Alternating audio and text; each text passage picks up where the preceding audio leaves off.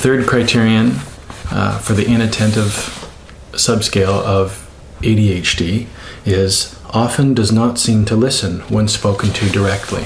So many times when discussing things with clients and other people that I know who have ADHD, there will be a certain time where the eyes just seem to glaze over and they go into autopilot of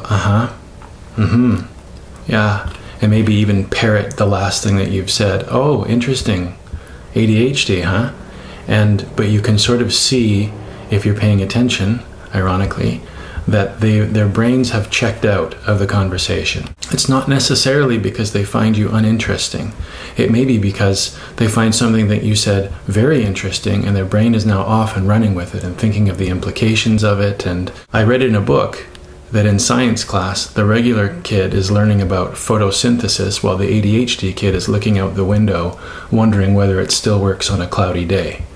And I think that's a very typical example. So it's not that they're tuning out of rudeness necessarily or disinterest, but it could be quite the opposite of that. Nevertheless, it's often helpful when speaking to somebody with ADHD to check at the end, did you hear what I said?